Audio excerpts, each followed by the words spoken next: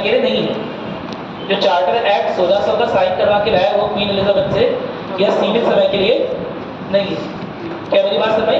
तो 1793 में पहली बार चार्टर एक्ट आया है, मैंने बताया था कंपनी की गतिविधियों को कंट्रोल करने की वजह से है, कि कंपनी की गतिविधियों को अब नियंत्रण में लाना है, ठीक है।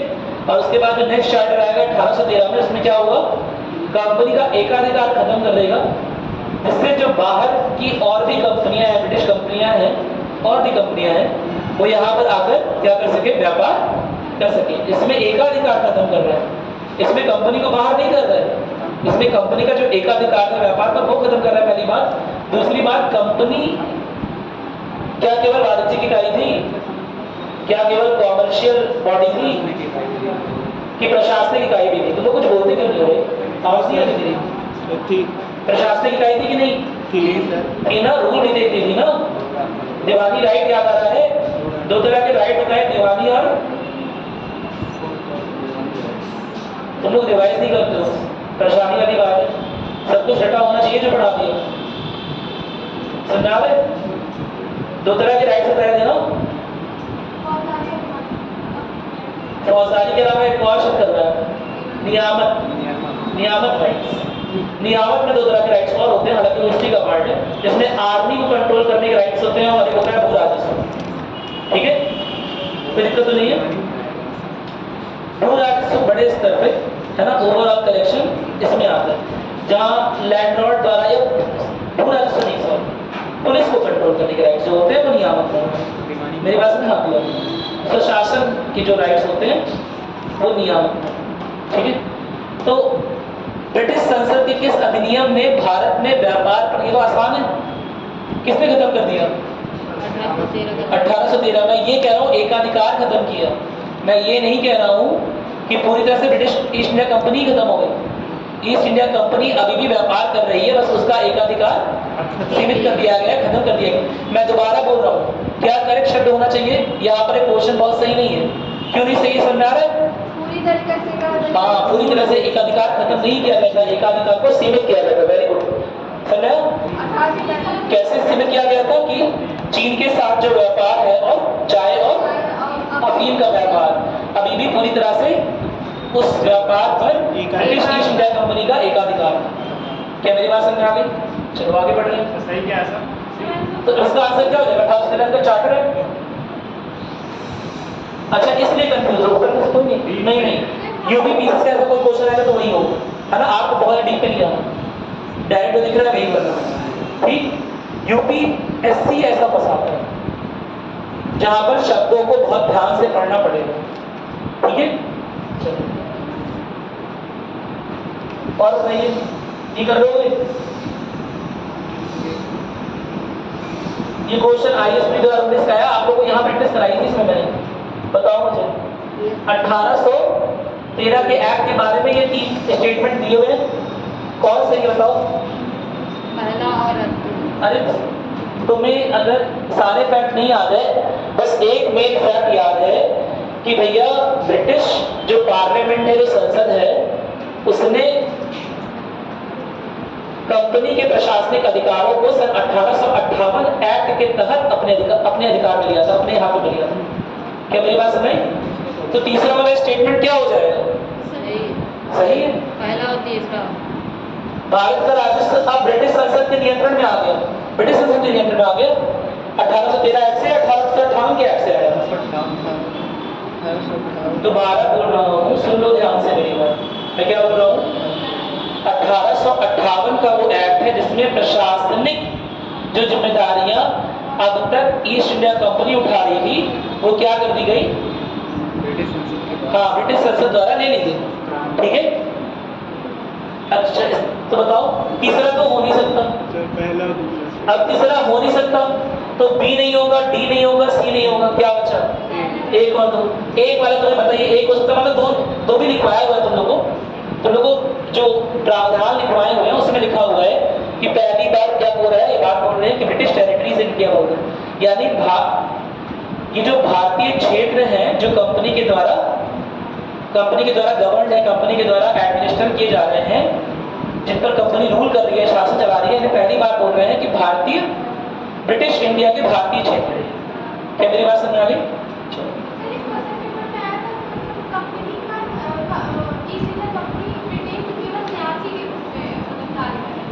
इसके रूप में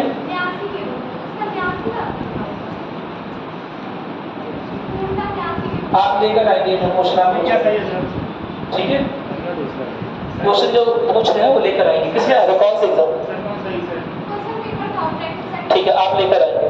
ठीक, चलो। क्या सही है सर? इसमें क्या सही रहेगा? 3 गलत है, मेरा दूसरा है। थर्ड पॉइंट गलत है, तो बी सी डी ऑप्शन अपने आप गायब हो गए। क्या बचा? एक, इसी को बोलते हैं एलिमिनेशन टेक्निक। इसी का खूब भर भर के इस्तेमाल करना है। मेरी बात समझ? 2 फैक्ट आते हैं, तीसरा नहीं आता, कोई बात नहीं। आपको कभी एक प्रावधान के 5 फैक्ट याद नहीं रहेंगे, आपको मुख्य फैक्ट याद होने चाहिए। जैसे मुख्य फैक्ट 1858 वाला यही है कि पहली बार ईस्ट इंडिया कंपनी के हाथ से सारी तरह की जिम्मेदारियां ब्रिटिश संसद ने ले ली। वो 1858 के एक्ट 1813 में नहीं है। तो वहां से आप ये काट देंगे थर्ड वाला, कि थर्ड वाला 1813 में नहीं हो सकता। तो थर्ड वाला चला गया, तो बी चला गया, सी चला गया, डी चला गया, जो कि तीनों में ठीक है। क्या बचा? ए बचा। ठीक है, आप ये ना सोचिए कि अगर लिखा रहेगा 4 फैक्ट तो आपको सारे जो फैक्ट हैं 4 वो 4 के 4 याद रखेंगे, नहीं रख पाएंगे। जो मेन फैक्ट है वो याद रखना है, और उसके आधार पर मैंने क्या बोला था, आपको जीएस की नॉलेज अप्लाई करनी है, उसके साथ तर्क लगाने हैं। मेरी बात समझ? ये जीएस और रीजनिंग का मिक्स पेपर होता है यूपीएससी का। इसमें जीएस की नॉलेज अप्लाई करनी है, आपको दिमाग लगाकर रीजनिंग लगाना है एक तरह से कि अच्छा ये था इसलिए ये नहीं हो सकता, क्योंकि सारे फैक्ट्स आपको याद नहीं होंगे। बहुत सिंपल सी बात है, एक्सेप्ट द ट्रुथ। आपके दिमाग की एक सीमा है ना कि सब कुछ याद करो, तो पी जाओगे ऐसे बोलकर। एक सीमा है आपके दिमाग की। चलो सर, ये क्या हो गया भाई? चलो, किस अधिनियम ने भारतवासियों को अपने देश के प्रशासन में कुछ हिस्सा लेने से मौका दिया?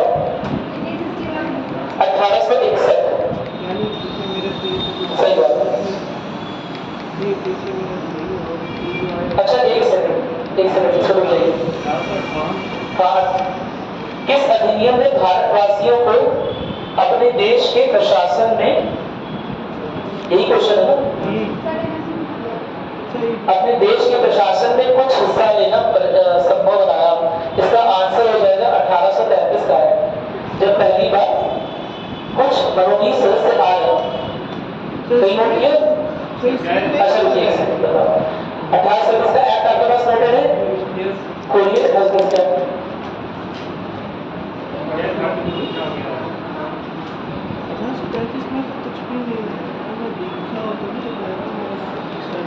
आपको एक चीज दिख रहा है इसमें, एक चीज दिखाई थी, open competition for civil service, civil सेवा के लिए खुली प्रतिस्पर्धा। और इसके अलावा इसमें एक चीज और लिखवाई थी, आप लोगों को याद नहीं है लेकिन अलग से लिखवाई थी, सेक्शन 87 याद है? सेक्शन 87 नोट किया था? नोट किया था ना? सेक्शन 87 में क्या कर रहा था? देखो ये कितना डीप में क्वेश्चन आया। ये सेक्शन 87 में ये लिखा हुआ था कि जन्म के आधार पर, धर्म के आधार पर, भाषा के आधार पर क्या नहीं होगा, भारतीयों से किसी तरह का भेदभाव नहीं किया जाएगा। क्या मेरी बात सुनाई?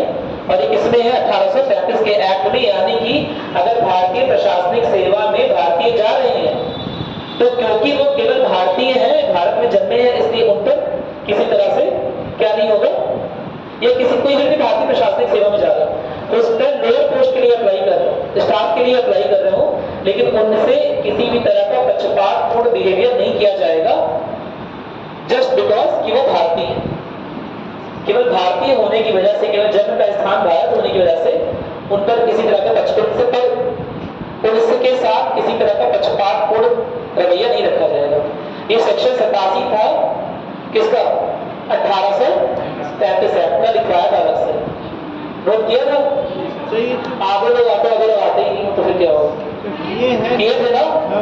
तो बस उसी से होगा। ये पहली बार सेक्शन 87 को इसीलिए लाया गया था कि भारतीय, कोई जरूरी नहीं कि IAS ऑफिसर ही बन जाए, लेकिन किसी हद तक प्रशासनिक सेवाओं में जो लोअर स्टाफ होते हैं उनमें से उन्हें ना निकाला जाए, केवल इस बात पर ना निकाला जाए कि उनका जन्म का स्थान भारत है। क्या मेरी बात समझ? अगर नहीं नोट किया तो नोट कर लो, इसे बहुत इंपॉर्टेंट है सेक्शन 87। चलो ठीक है, ये 2012 का 30,000 क्वेश्चन है। चलो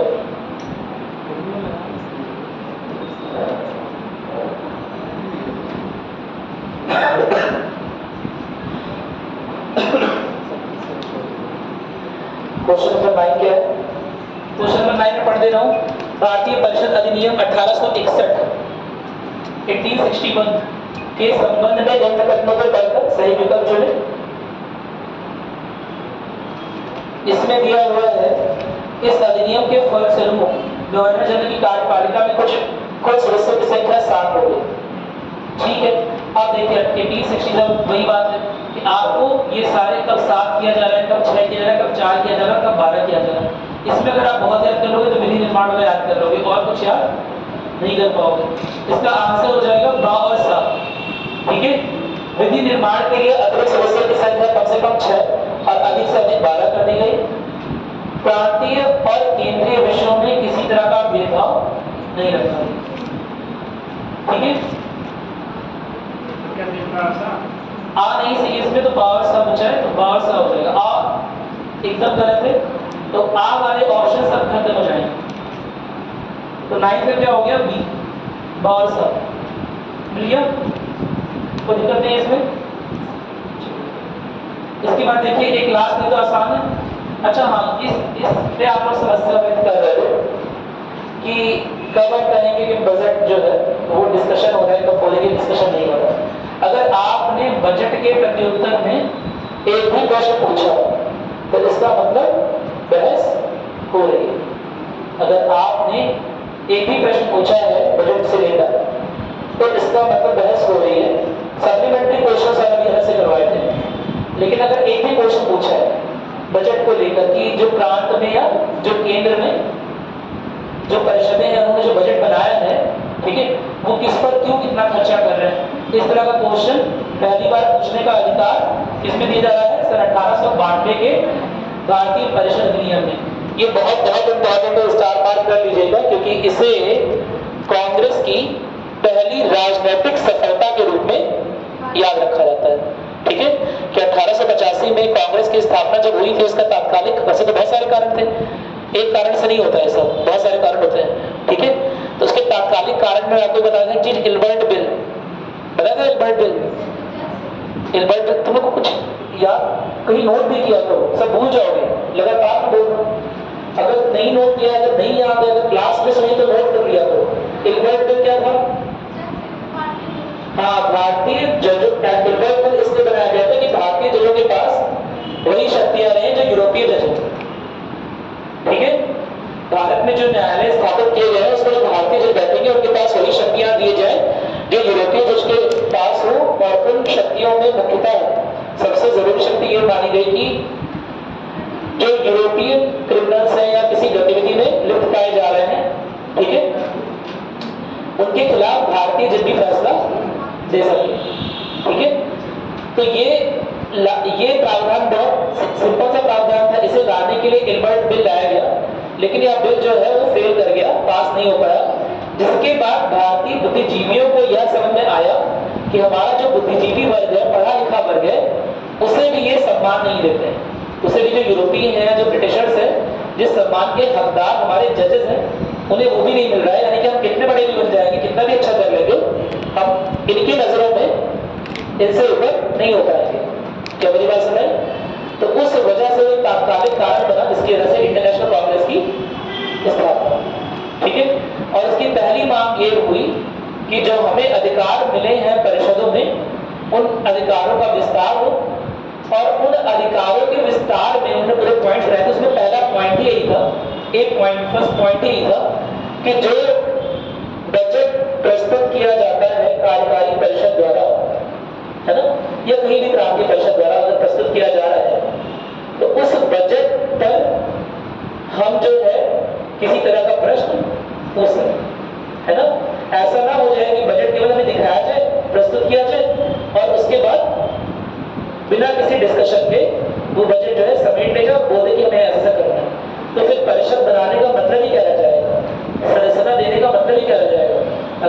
भारतीय प्रतिनिधि तो है वहां पर, तो भारतीय प्रतिनिधियों के पास में प्रश्नों को पूछने का अधिकार भी होना चाहिए, बजट पर बहस करने का अधिकार भी होना चाहिए। और ये कब हुआ है? सन 1892। क्या मेरी बात समझ? तो इसे कांग्रेस की पहली राजनीतिक सफलता के रूप में देखा जाता है। क्या मेरी बात समझ? कोई दिक्कत तो नहीं है इसमें? चलो इसे नोट कर लो। और कुछ? हाँ? क्या चीज? हाँ 1892। क्या हो जाएगा इसका? डी वाला पार्ट हो जाएगा 1892 का है। ठीक है, कोई समस्या तो बताइए।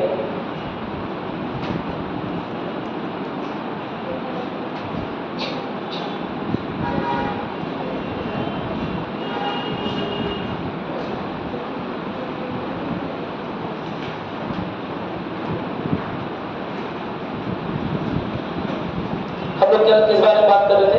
अभी तक जितनी बातें की सब क्लियर है एकदम? अभी तक जो बातें हुई कोई दिक्कत नहीं है इसमें? बोलिए। देखिए एक्ट में, हर एक एक्ट में 5-5, 10-10 प्रावधान है, और कुछ चीजें तो आपको याद ही करनी पड़ेगी, बिना याद किए आपका काम चलना नहीं है। ठीक है, लेकिन मैंने आपको कुछ मूल चीजें बताई हैं कि पहले ब्रिटिश संसद किस मन की थी, बाद में कैसे कैसे उसका, है ना, जो पर्सपेक्टिव है, जो ओपिनियन है, जो राय है भारतीय लोगों को लेकर, वो उसमें बदलाव देखा गया है। तो अगर वो चीजें याद हैं तो आप समझ जाएंगे कि कब केंद्रीकरण हो रहा है, कब विकेंद्रीकरण हो रहा है, कब प्रांतीय स्तर पे द्वैध शासन आ रहा है, कब केंद्रीय स्तर पे द्वैध शासन जा रहा है। वो सब चीजें लिंक करके पढ़ेंगे तो आपको याद रहेगा। ठीक है, कल हमने क्या लिखा था? कुछ लिखा था?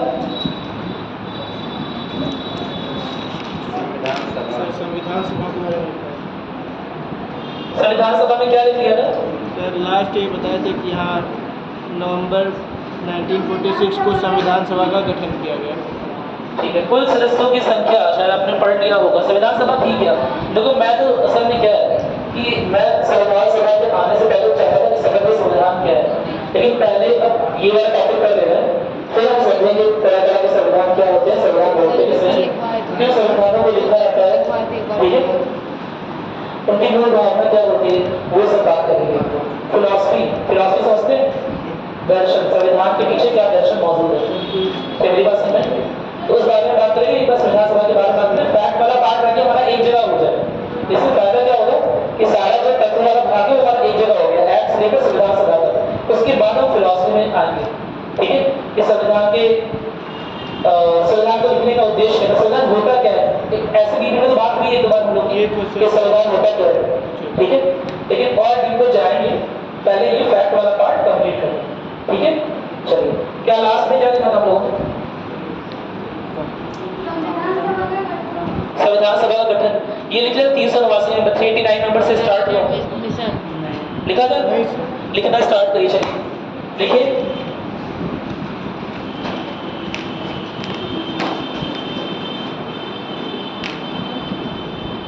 लिखिए कैबिनेट मिशन, कैबिनेट मिशन के प्रस्तावों के आधार पर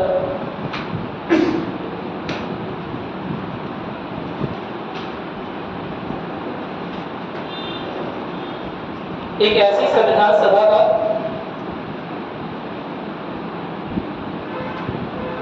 गठन किया जाना था, गठन किया जाना था, जिसमें कुल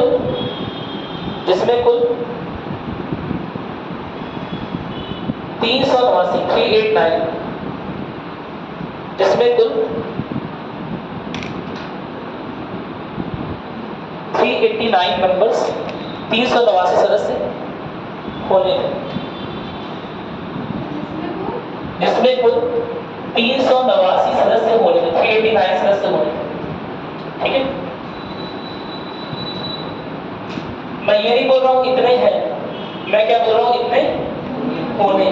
ठीक है, अब हमें पता है एक बात शुरुआत में ही बता रखी है कि अब पूरे के पूरे भारतीय भूगोल पर ज्योग्राफिकल जो भी टेरिटरी है, जो भी बाउंड्री है, क्या वहां पर ब्रिटिश शासन डायरेक्ट था? प्रत्यक्ष रूप से नहीं, केवल 60 से 70% वो हिस्सा था जहां पर ब्रिटिश जो है वो डायरेक्टली रूल कर रहे थे, प्रत्यक्ष रूप से शासन कर रहे थे। 30% 35% लगभग वो एरिया है जहां पर ब्रिटिश जो है वो डायरेक्टली शासन में इन्वॉल्व नहीं है ना, जहां पर अप्रत्यक्ष रूप से कह सकते हो, या जहां पर ऐसे राजा नवाब हैं जो ब्रिटिश शासन के अकॉर्डिंग काम कर रहे हैं, लेकिन ब्रिटिश शासन डायरेक्टली इन्वॉल्व है। ठीक है, तो इस 389 में दो तरह के सदस्य हैं। 296 सदस्य वो थे जो कि ब्रिटिश इंडिया से आए थे। ब्रिटिश इंडिया में 11 प्रांत थे और उन प्रांतों में जो प्रांतीय विधान परिषदें थी, प्रांतीय विधान परिषद, इन प्रांतीय विधान परिषदों से चुनकर ये 296 मेंबर आएंगे, ऐसा प्रावधान होगा। क्या मेरी बात समझ? कैबिनेट मिशन के अनुसार जो संविधान सभा बनाई जानी थी उसके अनुसार कुल मिलाकर 389 सदस्य होने थे, जिसमें 296 प्रांतीय विधान परिषदों से चुनकर आएंगे। कौन सी प्रांतीय विधान परिषद है? British India. क्या साफ साफ दिखाई दे रहा है? नहीं, वो 296 दिखाई दे रहा है ना, कि वो नहीं दिखाई सही पे लिखे उसी पे लिख रहा हूँ।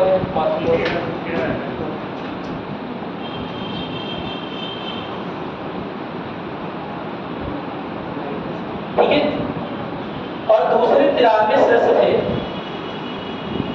जो उन 565, कहीं नहीं 563 लिखा हुआ है, उन 565 रजवाड़ों से, रियासतों से आने थे जो कि प्रत्यक्ष रूप से ब्रिटिश भारत का हिस्सा नहीं है।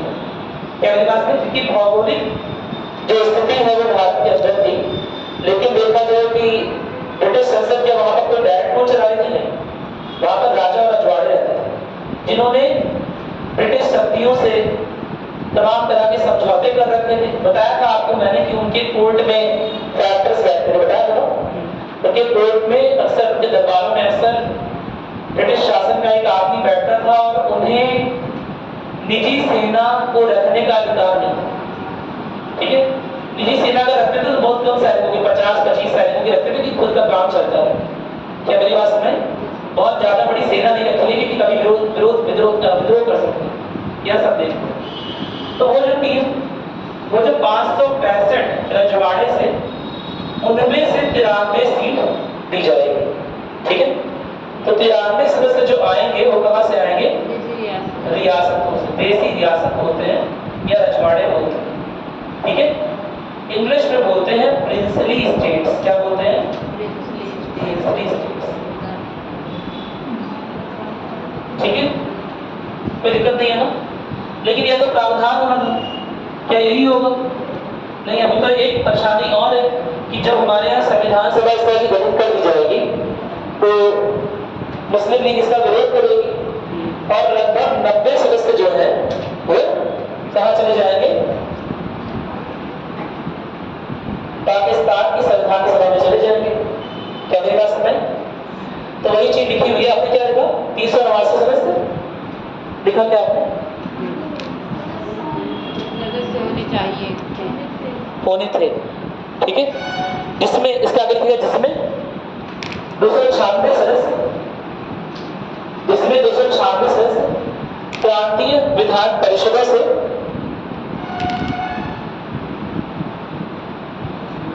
प्रांतीय विधान परिषदों से, और 93 सदस्य, और 93 सदस्य विधान परिषद, प्रांतीय विधान परिषदों से, और 93 सदस्य देसी रियासतों से, देसी रियासतों से चुनकर आने थे।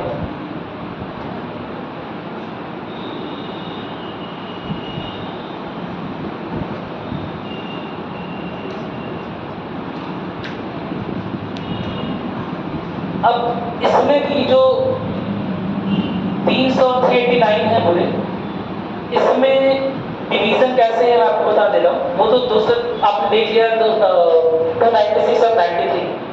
इसके अलावा जो 296 भी आने हैं, उनमें से 292 का जो चयन है वो 11 प्रांत से होना है। बाकी 4 जो होंगे, बचे हुए 4, वो हाई कमिश्नर जो बैठता है, आएंगे प्रांतों से ही वो भी, लेकिन हाई कमिश्नर के रिकमेंडेशन, सिफारिश पर आए, मुख्य आयुक्त के सिफारिश पर आए। क्या मेरी बात समझ? लिखेंगे आगे। इन 292 सदस्यों में से, इन 296 सदस्यों में से, इन 296 सदस्यों में से 292 सदस्य 292 सदस्य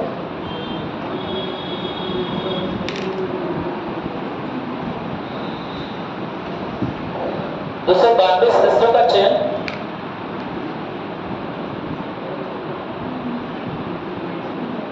ग्यारह प्रांतों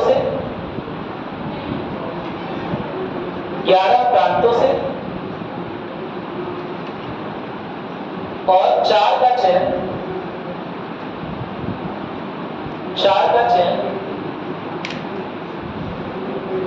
मुख्य आयुक्त के प्रांतों से किया जाना था। मुख्य आयुक्त के प्रांत से किया जाना था। जो हाई कमिश्नर बैठते हैं, हालांकि वो भी किसी न किसी प्रांत का ही हिस्सा थे, लेकिन जो हाई कमिश्नर बैठते हैं उनकी रिकमेंडेशन पे 4 सीट रखी है। ठीक है, कि 4 सीट ऐसी रहेगी जो सिफारिश करेंगे उनकी होगी। हाई कमिश्नर, मुख्य आयुक्त, ये अच्छा क्या है? मुख्य आयुक्त बेसिकली गवर्नर के ही समकालिक काम कर रहे थे। ठीक है, जो पुलिस का विभाग होता है ना, उसकी गतिविधियों को देखने के लिए मुख्य आयुक्त बनते थे। क्या मेरी बात समझ? उसमें जो हेड होते थे किसी प्रांत में, उन्हें बोलते थे मुख्य आयुक्त। वो बेसिकली पुलिस की एक्टिविटीज को सब रेगुलेट कर रहे होते, नियंत्रण में रख रहे होते। ठीक है, चलिए अब अगला लिखिएगा। हाँ, कमिश्नरी सिस्टम क्या है? कमिश्नरेट लिखिएगा। देखिए, हर एक प्रांत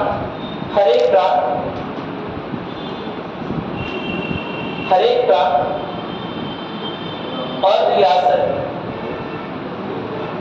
हर एक प्रांत और रियासत को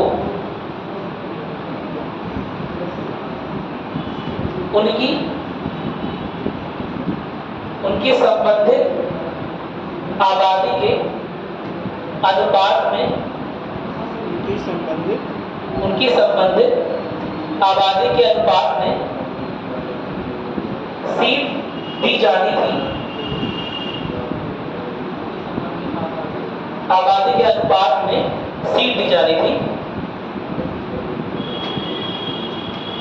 लगभग जो है एक सीट दी जा रही थी 10 लाख की आबादी। ठीक है, 10 लाख की आबादी पर एक सीट। इसका क्या मतलब है? मान लो कोई प्रांत है ना, उसकी आबादी अगर 30 लाख है तो वहां से कितनी सीट आएंगी? 3 सीट आएंगी लगभग। ठीक है, अब कोई ये नहीं कहेगा सर 10 लाख अगर 1000 है, 10 लाख 2000 है, लगभग देखा जाता है उसमें। 11 लाख है तो भी 10 लाख के लगभग देखा जाएगा। ठीक है, तो हर 10 लाख में एक सीट का प्रावधान किया गया उस समय। कोई दिक्कत नहीं है ना? इसके आगे नोट करिएगा, लिखिए मुख्य रूप से आवंटित सीटों को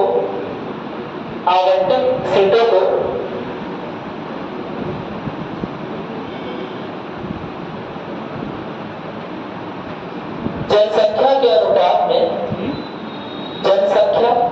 के अनुपात में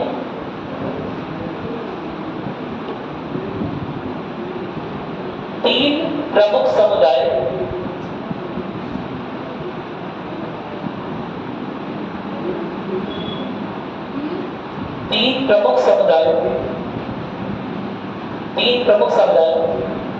के बीच में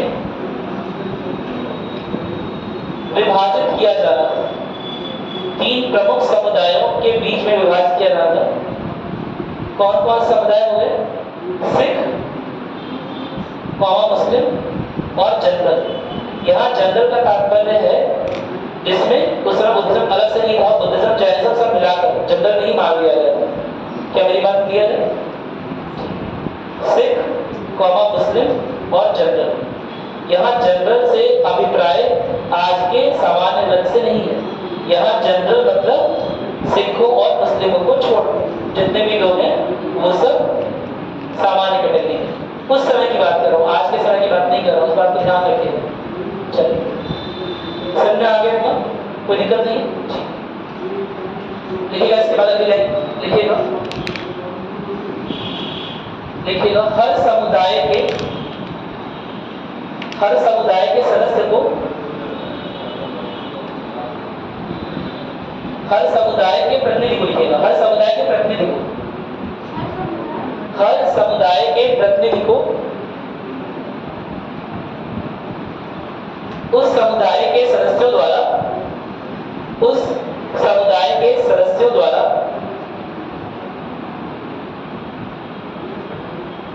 प्रांतीय विधानसभा में, प्रांतीय विधानसभा में चुना जाना था।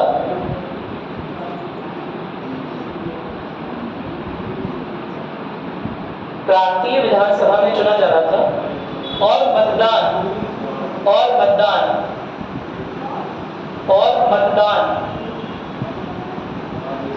वोटिंग मतदान, ठीक है, एकल संक्रमणीय मत के माध्यम से, एकल संक्रमणीय मत के माध्यम से, इंग्लिश में बोलते हैं सिंगल ट्रांसफरेबल वोट, ठीक है, एकल संक्रमणीय मत के माध्यम से अनुपातिक प्रतिनिधित्व की विधि से, अनुपातिक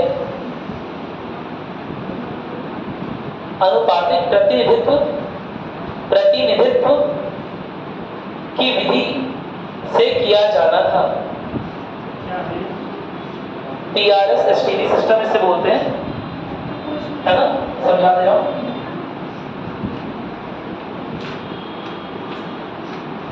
इंग्लिश में बोलते हैं प्रोपोर्शनल रिप्रेजेंटेशन सिस्टम। यही रिप्रेजेंटेशन कि हर जगह लगभग 10 लाख की आबादी पर एक सीट वितरित की जाए। क्या मेरी बात सुनाई? और हर इंसान के पास सिंगल ही वोट रहेगा, चाहे वो वॉइसराय यहाँ का हो चाहे सामान्य आदमी, और उसे एक ही बार वोट करने का अधिकार रहेगा। क्या मेरी बात समझ में आ रही है? सिंगल ट्रांसफरेबल वोट जो अभी सिस्टम चल रहा है, सिंगल ट्रांसफरेबल वोट, ठीक है। अभी हम पीआरएस एसटीवी सिस्टम में अभी अच्छे से डीप में आएंगे, है ना, क्योंकि ये चीज अभी भी चल रही है, तो वो कैसे लागू हो रही है उसके बारे में भी अच्छे से बात करेंगे। अभी आपको बस ये समझना है कि एकल संक्रमणीय वोट में चाहे कोई भी हो, सबका वोट क्या हो जाएगा? समान हो जाएगा, एक बराबर हो जाएगा, और एक ही बार ले सकता है। क्या मेरी बात क्लियर है? एक ही बार वोट ट्रांसफर कर सकता है, बार बार नहीं कर सकता है। दूसरा है प्रोपोर्शनल रिप्रेजेंटेशन सिस्टम, यानी कि अनुपात के अनुसार कहां पर कितनी जनसंख्या है, उस जनसंख्या के अनुपात के अनुसार क्या होगा? सीटों का आवंटन किया जाएगा उस प्रांत में या उस रियासत में। क्या मेरी बात समझ में आ गई? कोई दिक्कत तो नहीं है ना? ठीक है। क्या बोले पीपीएस का फुल फॉर्म? किसका? पीपीएस नहीं, पीआरएस ना, प्रोपोर्शनल रिप्रेजेंटेशन सिस्टम, ठीक, अनुपातिक प्रतिनिधित्व प्रणाली। कोई दिक्कत नहीं है इसमें। दूसरा है एसटीवी, सिंगल ट्रांसफरेबल वोट। परेशानी ये है कि कभी कभी एग्जाम में दिया नहीं रहेगा कि एकल संक्रमणीय, है ना, इस तरह नहीं दिया रहेगा। इसी को इंग्लिश में लिख, इसी को हिंदी में लिख देगा सिंगल ट्रांसफरेबल, समझ आओ ना, सिंगल इस तरह करके लिख देगा। तो अब अगर ये नाम आपको पता नहीं रहेंगे तो आप थोड़े परेशान हो सकते हो, इसीलिए नाम साथ ही साथ जानते रहिए। सर एक बार ऊपर वाला फिर से बोलो, पीआरएस वाला एक बार। पीआरएस का प्रोपोर्शनल रिप्रेजेंटेशन, प्रपोर्शनल यानी कि अनुपातिक, रिप्रेजेंटेशन यानी कि प्रतिनिधित्व। ठीक है,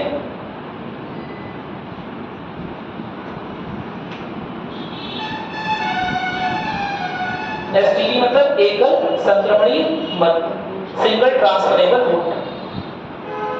ठीक है, आगे चले। अब सबसे पहले जो 1946 में चुनाव हुए हैं, जिनके आधार पर आवंटन हुआ है कुछ, वो एक बार देख लेते हैं। उसके बाद हम देखेंगे कैसे मुस्लिम लीग बाद में क्या कर ली है, विड्रॉ कर गई इलेक्शन से, और उसके बाद जो संविधान सभा का ढांचा है थोड़ा बदल गया। ठीक है, पहले हम बात करेंगे उसी समय जुलाई अगस्त के 1946 के इलेक्शन के, जो प्रांतीय विधान परिषदों में हुए थे। तो लिखेंगे, लिखना स्टार्ट करिएगा उसी पॉइंट के आगे। संविधान सभा के चुनाव, संविधान सभा के चुनाव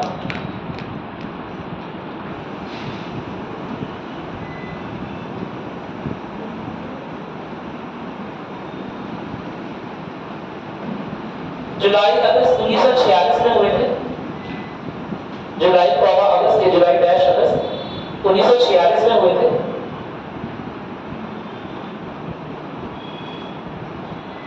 अच्छा, एक और बात लिखिए, प्रांत स्तर पे चुनाव हो रहे हैं ना, यानी कितनी सीटों के लिए होंगे, मतलब 96 की।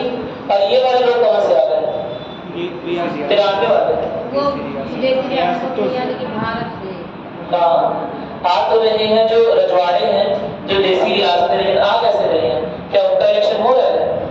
नहीं, उनका इलेक्शन नहीं हो रहा है, उनका रिकमेंडेशन आ रहा है, यानी कि वो सिफारिश करेंगे। जो बचे हुए 93 प्रतिनिधि हैं, उनके लिए ये तो कि ब्रिटिश इंडिया में जो इलेक्शन हो रहे थे, क्या रजवाड़ों ने कोई लोकतांत्रिक प्रक्रिया स्टार्ट करवाई थी, शुरू करवाई थी? अभी तक तो नहीं शुरू करवा पाए थे ना, उनके पास कोई ऐसा सिस्टम नहीं था, कोई ऐसी प्रणाली नहीं थी कि जगह जगह चुनाव करवा पाए। प्लस रजवाड़े हैं, राजा है, अभी आगे आने वाले भारत का भाग बनते हैं कि नहीं बनते वो भी देखना है, कई सारी चीजें। तो ऐसे में रजवाड़ों को यह अधिकार दिया गया कि वह खुद को, जो राजा है, खुद नॉमिनेट वो करा सकता है, या अपने प्रिंस को कर सकता है, या अपने किसी रिश्तेदार को कर सकता है, या जैसे लगे उसे कि हमारे राज्य का अच्छा प्रतिनिधित्व कर सकता है, उसे यहाँ पर भेज सकता है। क्या मेरी बात सुनाई? संविधान सभा के गठन में क्या सारे के सारे जो सदस्य थे निर्वाचित थे? नहीं थे। यह बहुत ध्यान रखने वाली बात है, जो सारे सदस्य निर्वाचित नहीं थे।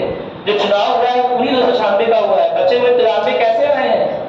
नॉमिनेट होकर, नामित होकर। किसने नामित किया है? नवाबों ने या राजाओं ने। क्या नवाब और राजा खुद को नामित नहीं कर सकते हैं? कर सकते हैं, किया भी होगा। भले ही वहां की जनता उनसे खुश हो या ना हो, भले ही वो लोकतांत्रिक ढांचे में यकीन करते हो या ना करते हो। क्या मेरी बात सुनाई? फिर भी उन्होंने अपने अपने प्रांतों का प्रतिनिधित्व किया, कोई दिक्कत नहीं है ना। अपने अपने प्रांतों की नुमाइंदगी की है, अपने अपने प्रांतों का प्रतिनिधित्व किया है, किसी भी बिना लोकतांत्रिक प्रणाली का सहारा लिए हुए। तो याद ये रखना है कि क्या संविधान सभा के गठन में क्या सारे के सारे सदस्य चुनकर आए हुए थे?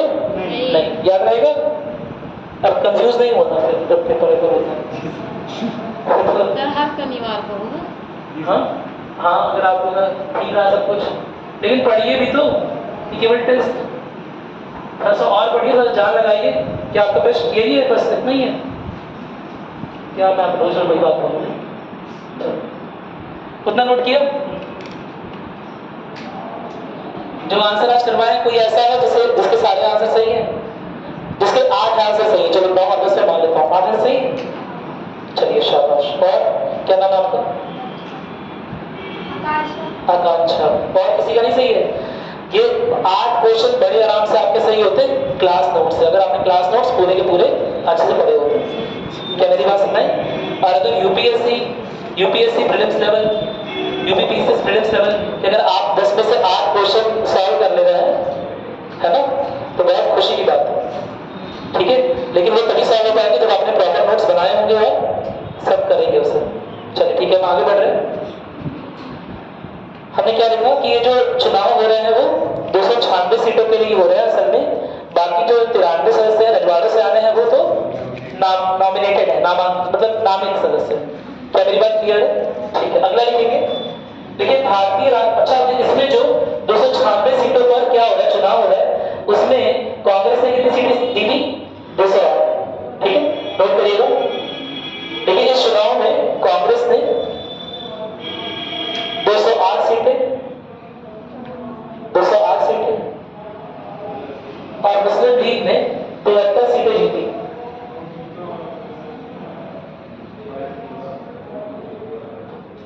सीटें जीती। ठीक है, और जो बची हुई सीटें हैं वो किसे ली? जो छोटे मोटे उस समय दल थे। ठीक है, जो रीजनल पार्टीज थी उस समय की, जो क्षेत्रीय दल थे उन्हें भी गए कुछ छोटे, जो निर्दलीय लोग थे उन्हें भी गए। ठीक है, तो बची हुई कितनी सीट थी? 15 सीट।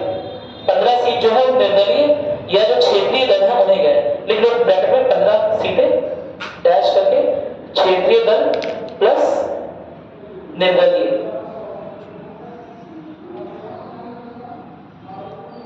अब सबसे बड़ी बात आ रही है, देश की रियासतों का क्या होगा? वहां पर तो भैया इलेक्शन हुए नहीं, निर्वाचन हुए नहीं। क्या देशी रियासत इतने आराम से भारत का भाग बनने के लिए तत्पर है? समझ रहे हो आप मेरी बात? जब आप कहीं के राजा या नवाब होते हो तो वहां की सारी संप्रभुता, वहां का सारा डिसीजन आपके हाथ में होता है। क्या आप किसी गवर्नमेंट के अंडर में काम करना चाहोगे? हाँ, ऑफ कोर्स नॉट। जब इतनी सारी शक्तियां हैं आपके हाथों में, क्या आपने राज्य में कुछ भी कर रहे हो, कोई भी प्रावधान चला रहे हो, किसी भी तरह से कर वसूली चल कर रहे हो, ठीक है, कोई नियम कानून चेक करने वाला नहीं है ना? बाहुबली देखिए क्या बोलता है, हाँ मेरा वचन ही है मेरा शासन। जब इस तरह के राजा है, नवाब है कि जो बोल दिए वही करेंगे, तो ऐसे में क्या राजा या नवाब बड़े आराम से अपने अधिकारों को किसी भी सरकार के चरणों में सुरक्षित कर दोगे? आओ भैया हमारी सॉवरेंटी ले लो। अब तो इंतजार बैठे हुए हो कि कब तुम गवर्नमेंट फॉर्म करोगे लोकतांत्रिक, और कब हम तुम्हारे अधिनियमों में, एक्टों के और प्रावधानों के चक्कर में फंस जाएंगे। मेरी बात समझ? अरे राजा, उस समय के राजा बड़े बड़े आर्किटेक्ट, मतलब समझ लो ना, जंगल बनवाए हुए थे अपने, आर्किटेक्ट पर जा रहे थे। कुछ एक राजा इतने ज्यादा कह सकते, इतने ज्यादा बड़े राज्य के मालिक थे, फॉर एग्जाम्पल कश्मीर के राजा और नीचे हैदराबाद के राजा, बड़े प्रांतों के मालिक थे। दुनिया के टॉप 10 आदमियों से, बड़े आदमियों में से एक थे। मेरी बात समझ? दुनिया के जो सबसे अमीर लोग होते हैं उनमें से एक थे। कुछ राजा ऐसे भी थे। पटियाला के महाराज, नाम सुना आपने? रॉयल्स रॉयल्स की गाड़ियां चलवाई थी कूड़े के उसमें, कूड़ा लेने की नगर पालिका क्या कौन सी गाड़ी चलवाता है? ट्रॉली। इतना समृद्ध होने के बावजूद पटियाला के महाराज कौन सी गाड़ी चलाते थे? रॉयल्स रॉयल्स, जो उस समय की सबसे महंगी कार थी। मेरी बात समझ? तो मैं आपको क्या बता रहा हूं, राजाओं के और नवाबों के बड़े नखरे भी थे। ठीक है, क्या वो अपने अधिकारों को इतने आराम से बस लोकतंत्र सुनकर जोश में आ जाएंगे और आपके चरणों में रख देंगे? और उन अधिकारों को जो कि उनके पुरखे लगातार पीढ़ियों से उन्हें ट्रांसफर हुआ है। क्या मेरी बात समझ? कोई 500 साल से उस राज्य का राजा बना फिर रहा है, कोई 300 साल से, कोई 4 साल से। क्या वो बस लोकतांत्रिक प्रणाली का वेट कर रहा है? नहीं ना। तो इन लोगों ने, इनका अपना भी एक ग्रुप था जिसे बोलते हैं चैम्बर ऑफ प्रिंसेस। मेरी बात समझ? इनका, इन रजवाड़ों का अपना भी एक ग्रुप था जिसे क्या बोलते हैं? Chamber of Prince. शायद सन 1940 के अगस्त प्रस्ताव के आसपास बनवाया गया था इसे सजेस्ट किया गया था 1935 के एक्ट में ही, ठीक है, कि एक चैम्बर ऑफ प्रिंस होना चाहिए। 1935 का जो गवर्नमेंट ऑफ इंडिया एक्ट है उसमें एक और पॉइंट है छोटा सा कि चैम्बर ऑफ प्रिंस बनवाया गया था। ठीक, तो चैम्बर ऑफ, हालांकि बात इंपॉर्टेंट नहीं है, कभी पूछा नहीं जाएगा ना पूछा गया है। चैम्बर ऑफ प्रिंस जो है कहीं ना कहीं काउंसिल परिषद की तरह बैठते थे और बताते थे कि उनका क्या ओपिनियन है, उनकी क्या राय है इस कानून में या इस प्रावधान में। क्या मेरी बात क्लियर है? और उस चैम्बर ऑफ प्रिंस ने क्या किया? उस चैम्बर ऑफ प्रिंस ने यह निर्णय लिया कि हम इस तरह की संविधान सभा का भाग नहीं बनेंगे, क्योंकि संविधान सभा का भाग बनने का मतलब है आप एक सम्मिलित संविधान बनाने जा रहे हैं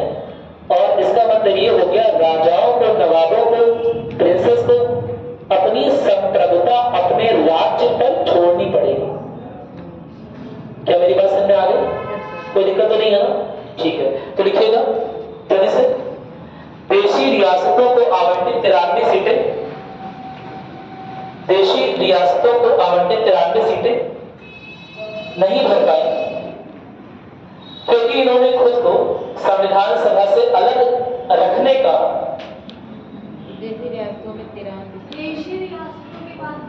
देशी रियासतों को आवंटित की गई 93 सीटें नहीं भर पाई क्योंकि इन्होंने खुद को संविधान सभा से अलग रखने का निर्णय लिया।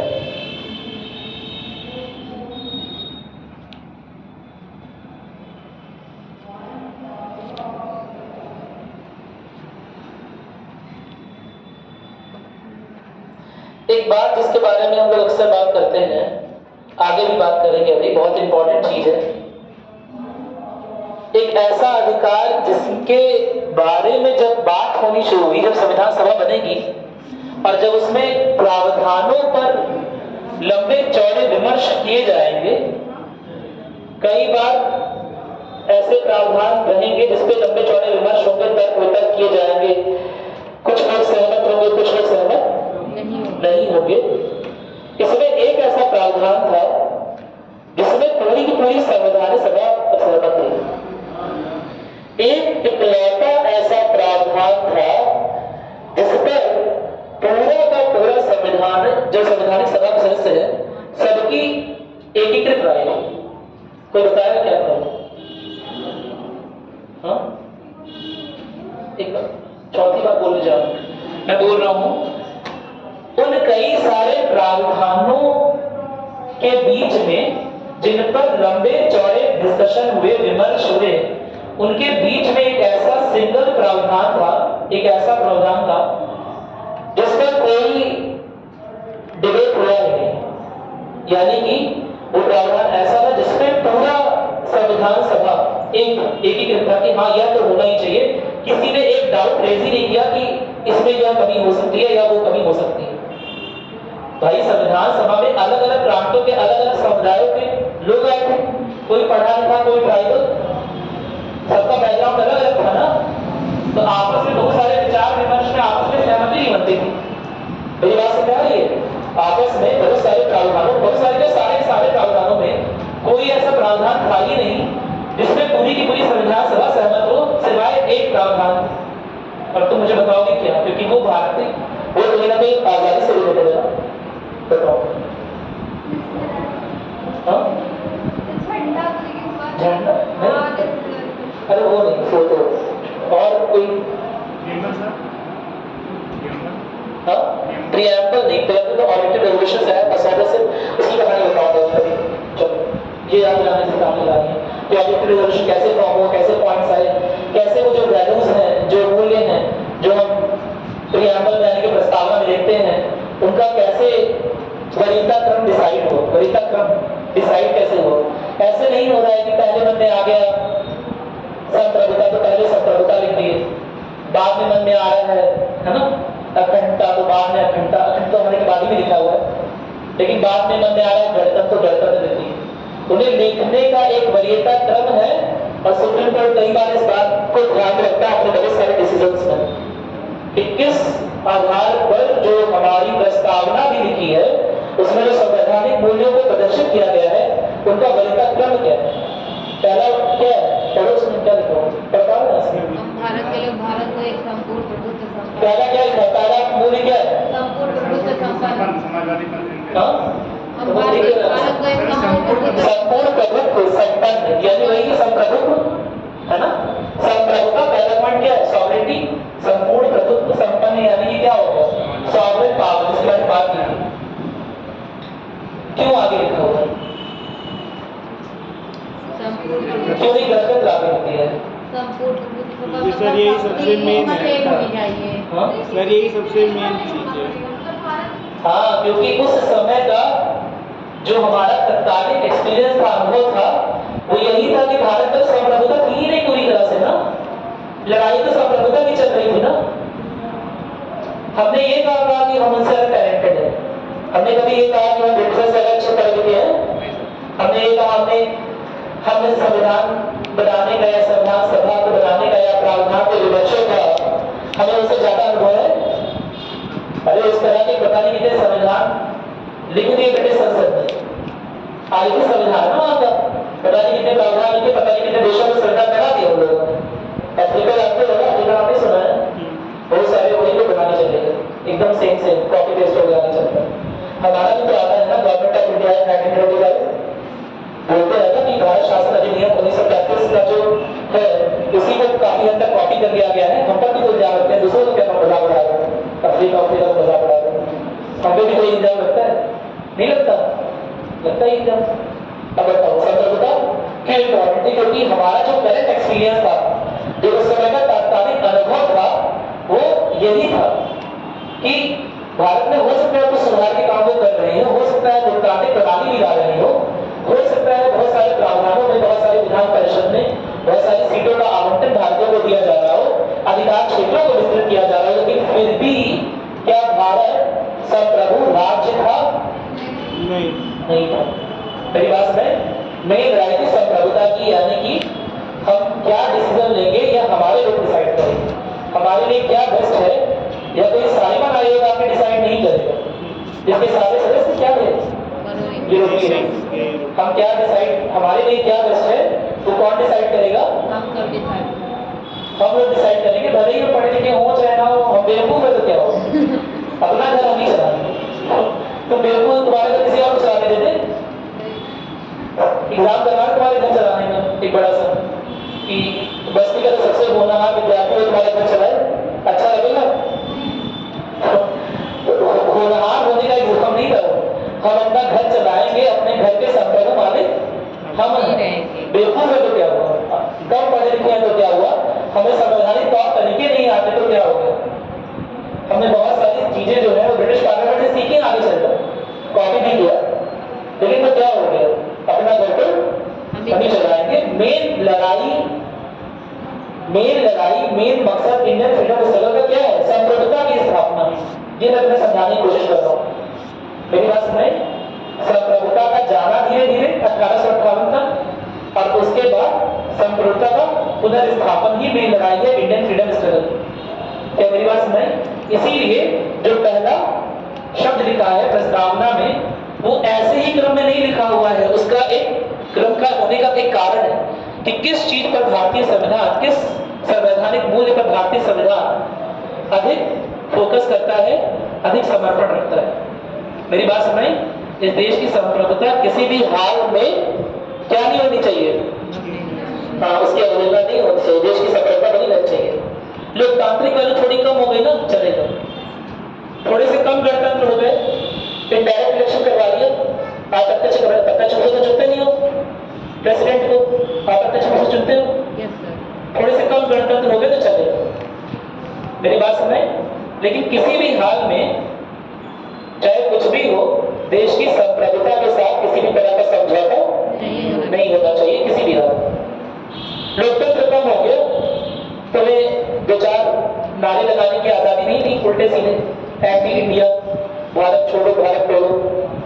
मेरी बात सुन रहे, ठीक है? क्यों नहीं थी? क्या वो तुम्हारा लोकतांत्रिक अधिकार नहीं है? Right of speech and freedom है, लेकिन तो उतना ही उतना ही देते हैं जितने में हमारी संप्रभुता पर कोई खतरा ना है और अखंडता पर भी कोई खतरा ना है। क्या मेरी बात सुने? ये आपस में रिलेटेड है, संप्रभुता और अखंडता। तो इस चीज को समझ लेंगे थोड़ा सा। तो मैं तुम्हें क्या बता रहा था? मैं तुम्हें बता रहा था कि संविधान सभा की बात कर रहे थे, और संविधान सभा में कौन सा ऐसा एक प्रावधान है, तो अच्छा सोच में भूल गया। पूछने की तरफ पूछे क्या है? संविधान सभा में एक कौन सा प्रावधान था जिस पर हर एक पार्टी, हर एक वर्ग, चाहे अमीर हो, चाहे गरीब हो, चाहे किसी छोटे प्रांत से हो, बड़े प्रांत से हो, चाहे किसी भी समुदाय का हिस्सा हो, चाहे महिला हो चाहे पुरुष हो, ठीक है, सब एक बात पे एग्री था कि सार्वभौमिक वयस्क मताधिकार होना चाहिए। मेरी बात सुनाई? क्योंकि ऐसा नहीं है वोटिंग पहले नहीं होती। 1937 के उसके पहले भी इलेक्शन में वोटिंग तो हुई ही है ना, लेकिन क्या सबको मत डालने का अधिकार था? नहीं था ना, कुछ ही लोग तो था जिनके पास प्रॉपर्टी है, बताया, जो इनकम टैक्स जमा कर रहे हैं, ठीक है, बताया था ना इस बात में, याद है ये चीज। तो पहला जो प्रावधान जो बिना किसी ज्यादा विमर्श के सर्वसम्मति से पारित हो गया था, वो क्या था? हाँ, सार्वभौमिक वयस्क। क्या मेरी बात सुनाई? कोई दिक्कत तो नहीं है ना?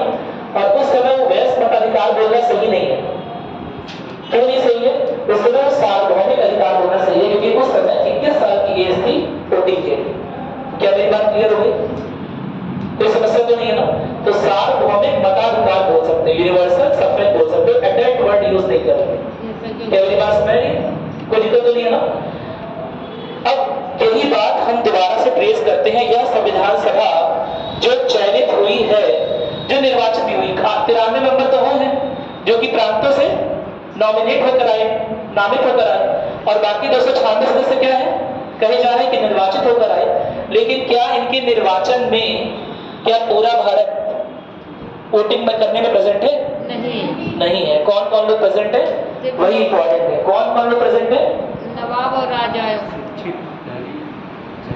नोट करोगे, शिक्षित वर्ग, धनी वर्ग, है ना, लिखोगे। संविधान सभा के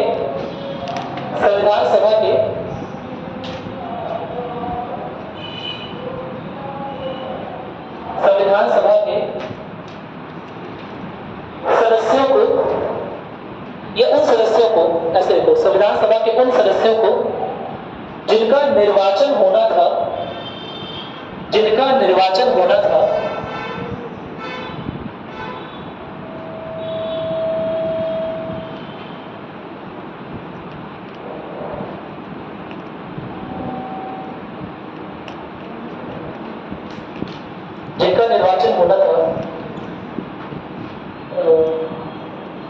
संविधान सभा के उन सदस्यों को जिनका निर्वाचन होता है, निर्वाचन पे क्यों फोकस कर रहे हैं? क्योंकि वो नॉमिनेटेड वाले नहीं है, नामित वाले नहीं है, ठीक है।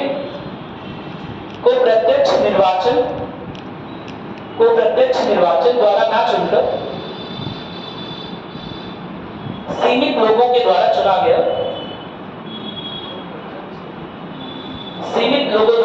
गया, जिसमें शिक्षित वर्ग,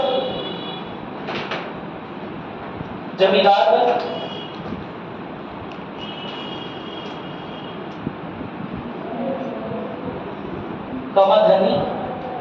धनी वर्ग आदि लोग शामिल थे।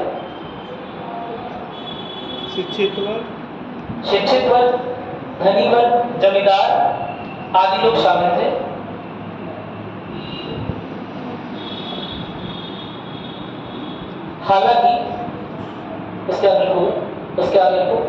हालांकि इस सभा में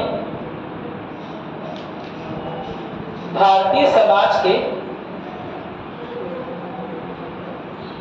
समाज के लगभग सभी वर्ग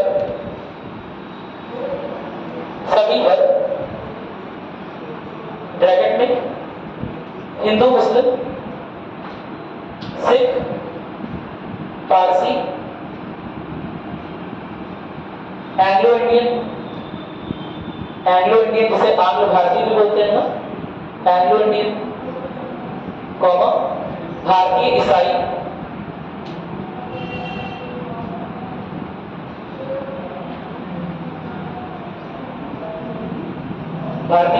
कॉमा आदिवासी वर्ग, कॉमा दलित वर्ग के प्रतिनिधि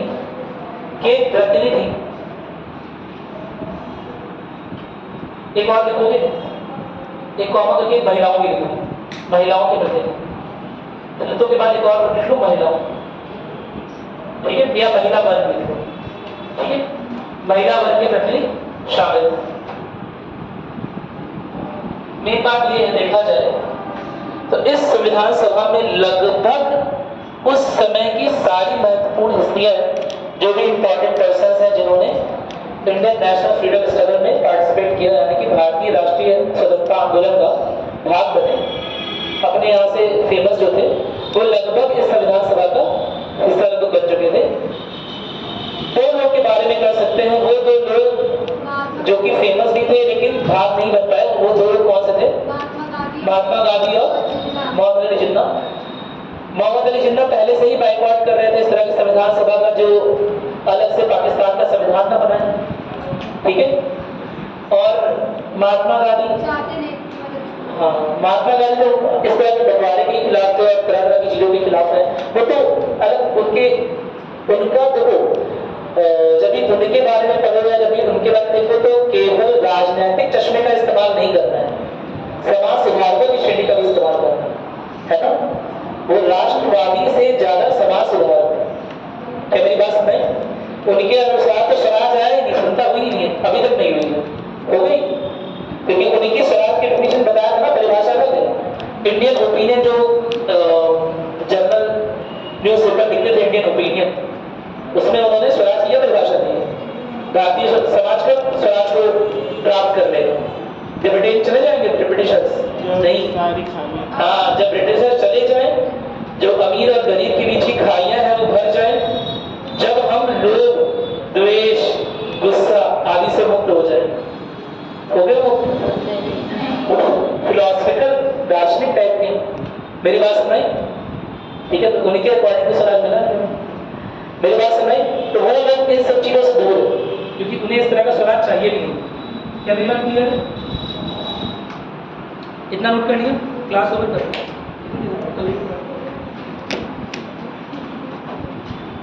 सर इसमें जो परिणाम मैसेज करो, कुछ नहीं यार, तुम मैसेज करो, ठीक है। उसके बाद जाते